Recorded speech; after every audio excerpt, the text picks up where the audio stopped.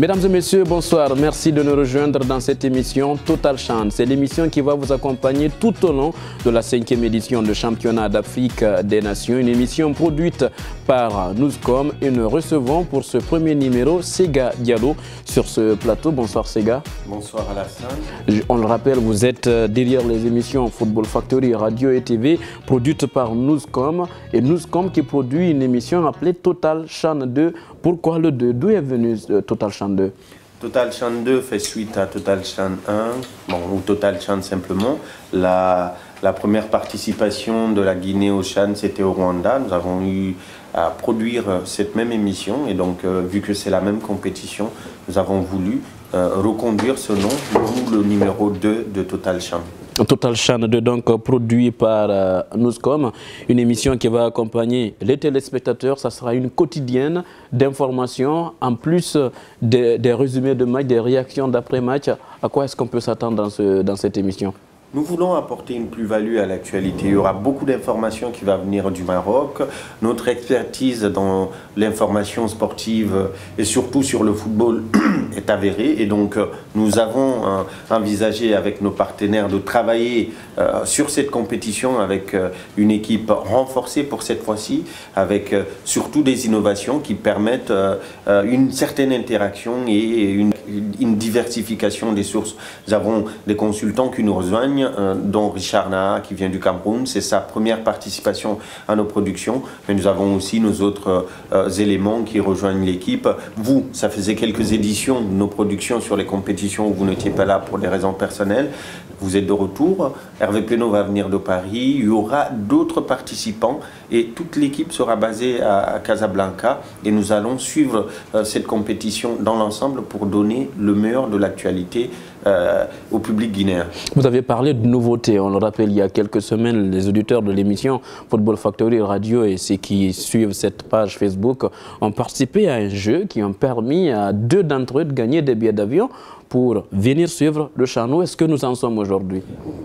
Le football est une passion et nous savons qu'il y a beaucoup de Guinéens qui aiment ce sport. Donc on est en interaction quotidiennement sur la page avec eux. Avec nos partenaires, on a décidé de leur faire plaisir, de leur permettre de se rapprocher encore un peu plus de leur équipe. Et donc nous avons lancé un jeu concours qui a permis à une trentaine de gagner des maillots, mais également à 2 d'entre eux de gagner la possibilité de faire le déplacement sur le Maroc, ce qui leur permet d'être au cœur de la compétition. Un des gagnants est déjà à Casa avec notre équipe. Il va suivre les 2 premiers matchs de la compétition du Chili. C'est quelque chose que nous avons décidé pour permettre une certaine relation, une mise en relation entre les supporters et la sélection nationale.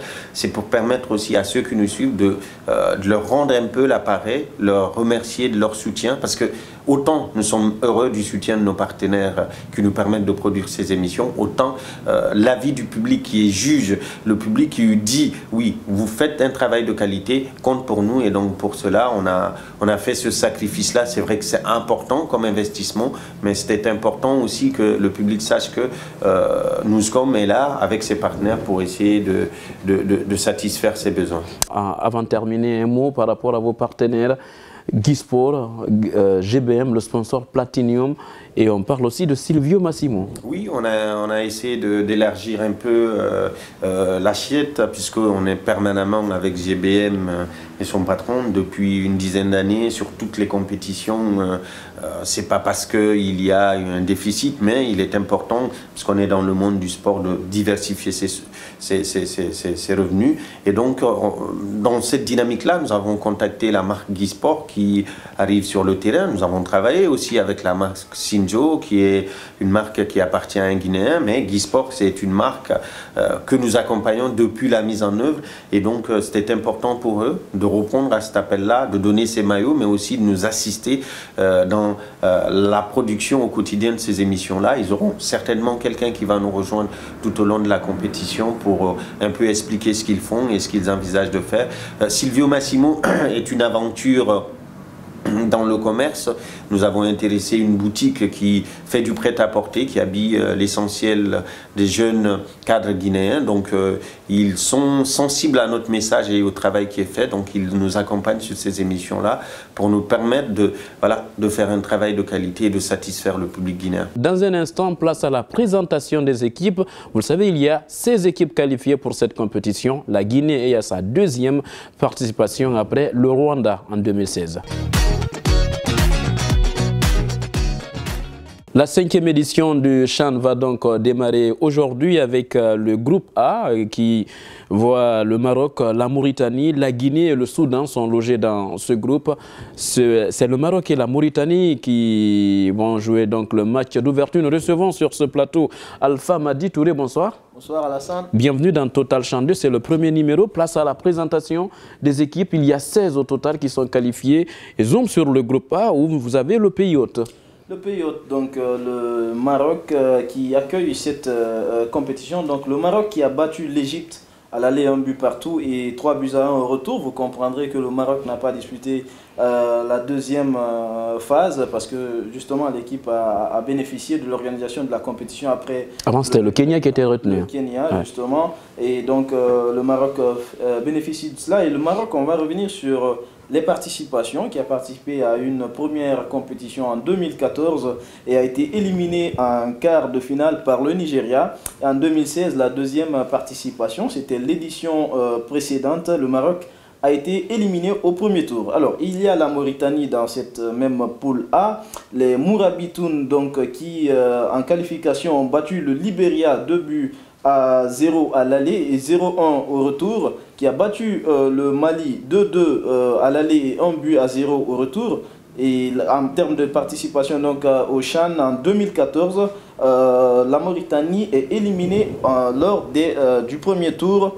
C'était donc l'entraîneur, le coach, c'était Corentin Martins, l'actuel coach, je précise donc, de l'équipe de Mauritanie. Nous partons avec la troisième équipe de cette poule A, qui est la Guinée, le Sili national, qui en le Sili local, hein, le Sili national local. Il faut préciser. Qui donc a battu la Guinée-Bissau à l'aller 3 buts à 1 et attendez bien les oreilles, 7 buts à 0 donc au match retour, qui a battu le Sénégal 1-3 à l'aller et 5 buts à 0 au stade du 28 septembre de Conakry.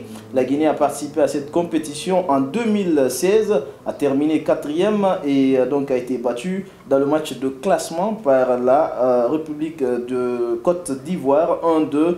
Et le coach de la Guinée, c'est bien sûr Kamfori Lapé Bangoura. Il faut le rappeler que la Guinée avait fini 4e hein, lors du dernier CHAN. Justement, c'était en 2016. Et le Soudan, donc dernière équipe de cette poule, pas dernière en qualité de jeu bien sûr, c'est les Faucons de Gédian. C'est le surnom donc de cette équipe du Soudan en qualification. Le Soudan a battu le Burundi 0-0 à l'aller, 1 but à 0 au retour. L'Éthiopie 1-1 à l'aller, 1 but à 0 au retour. Participation 2011, 3e après donc sa victoire en match de classement contre l'Algérie. Voici donc la présentation de cette poule A. Et dans le groupe B, nous retrouvons l'adversaire, un ancien adversaire de la Guinée qui était en ce moment dirigé par Michel Doutier, qui est passé aussi par la Guinée. C'est la Côte d'Ivoire, suivi de la Zambie, de l'Ouganda, mais aussi de cette équipe de Namibie. De cette équipe donc de Namibie, on va commencer par la Côte d'Ivoire, bien évidemment, qui en qualification a battu le Niger 1-2 donc à l'aller et 1-0 au retour. En termes de participation, la Côte d'Ivoire a participé en 2009 à cette compétition. C'était la première édition organisée par la Côte d'Ivoire elle-même. Et l'équipe organisatrice a été éliminée dès le premier tour. En 2011, la Côte d'Ivoire a été également éliminée au premier tour. Et en 2016, il y a eu une acquisition d'expérience et la Côte d'Ivoire a fini donc 3e. Et c'était contre la Guinée lors du match de classement. Victoire donc 2 buts à 1 contre le Sili national local. On va parler de la Namibie qui donc en qualification, a battu le Zimbabwe 1-0 à l'aller, 0-1 au retour. Et donc, vous voyez qu'il y avait un équilibre. Il a fallu les tirs au but pour départager les deux équipes. En termes, la Namibie a également battu les Comores, les îles Comores 1-2 à l'aller, 2-0 au retour. Et la première participation donc de la Namibie, c'est en cette compétition, donc en 2018 que la Namibie connaît le CHAN. La Zambie, on va parler d'elle, les Chipolopolo locaux. En qualification, la Zambie a battu cette équipe donc, du Swaziland 4-0 à l'aller et 3-0 au retour. La Zambie a battu l'Afrique du Sud 2-2 à l'aller, 2-0 au retour. En 2009, la Zambie a participé au CHAN, a terminé 3e contre le Sénégal. En 2016, la Zambie a participé à cette compétition, a terminé donc lors des quarts de finale et a été éliminée par la Guinée au tir au but. Ouais, c'était avec une différence d'un but.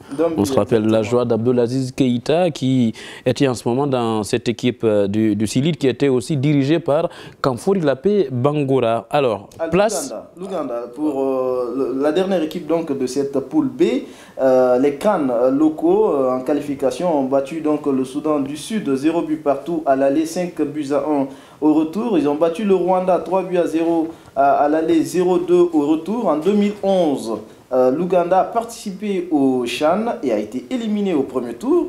En 2014, l'Ouganda a participé, a été éliminé au premier tour. En 2016, l'Ouganda a participé, a été encore éliminé au premier tour. Est-ce que ça sera la même histoire qui va se répéter pour cette équipe ougandaise? On ne le sait pas pour le moment, mais on va essayer de suivre tout cela ensemble. Après le groupe B, place au groupe C et D, on va revenir sur les différentes équipes qui composent cette poule C et la poule D. Entre autres, il y a le Cameroun. Il y a le Cameroun. Donc, pour la poule D, on va commencer par la poule C avec la Libye, la Guinée équatoriale, le Nigeria et le Rwanda. Le Rwanda qui est organisateur de la précédente édition. Et la poule D est composée donc de l'Angola, du Burkina Faso, du Cameroun et du Congo. Vous êtes donc situé sur l'identité de ces différentes équipes qui vont donc prendre part à cette 5e édition du championnat d'Afrique des Nations. Le groupe A est à Casablanca, on l'a dit en début d'émission. Si vous nous suivez au Maroc et vous voulez suivre les différentes poules, quels sont les sites qui sont retenus, Alpha Madi Touré? Vous l'avez dit, la poule A, donc, c'est à Casablanca. Le groupe B, c'est à Marrakech. Le groupe C, donc, c'est à Tanger. Et le groupe D, c'est à Agadir. Merci, on enchaîne tout de suite avec Ahmad qui a fait une conférence de presse bien avant le début de cette compétition. C'était la veille, bien sûr, du match d'ouverture que nous allons suivre tout à l'heure. Et c'est avec Richard que nous allons revenir dessus. Ségal le disait il y a quelques instants. Richard, notre confrère camerounais qui est avec nous pour cette émission Total CHAN version 2.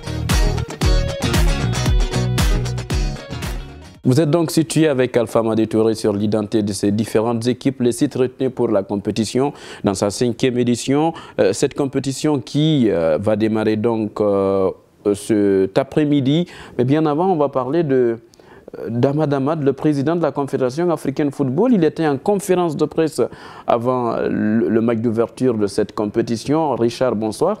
Bonsoir Ndiré. Vous avez suivi cette conférence de presse. Qu'est-ce qu'on peut retenir? Qu'est-ce qu'Ahmad Ahmad, le président de la CAF, le Malgache, a dit aux hommes de médias? Bien évidemment, le président de la CAF s'est adressé à la presse pendant ce début de CHAN. Il a fait beaucoup d'éloges aux anciens. Je vous propose d'écouter ce qu'il a dit pendant cette conférence. Nous sommes à la veille d'un grand événement pour la Confédération africaine de football qui est le championnat d'Afrique des Nations Total 2018, Maroc 2018. Vous savez, beaucoup de péripéties autour de cette édition. C'est la 5e édition de cette compétition et que je ne cesse de remercier nos aînés d'avoir créé cette compétition. C'est parmi les bons héritages que nous avons reçus de nos aînés. Alors, on va continuer dans cette même conférence de presse, ici même à Casablanca. Le président de la Confédération africaine de football a parlé donc de ce CHAN et de cet héritage laissé par les anciens. Il dit que tout est prêt pour démarrer cette compétition. Bien évidemment, il dit que tout est prêt, mais vous savez que tout ne peut pas être prêt au même moment. Et il a remercié le roi Mohamed V, il a remercié le comité d'organisation du CHAN qui a fait des choses, qui a travaillé pendant 3 mois, et jour et nuit. Ils étaient tous, ils ont tous mis la main à la pâte pour que les choses soient bien faites au dernier moment. On va suivre donc le président de la Confédération africaine de football qui annonce ici que tout est prêt pour démarrer cette 5e édition du CHAN. Nos 2 équipes se sont réunies, tout est fin prêt. C'est le démarrage que nous attendons demain.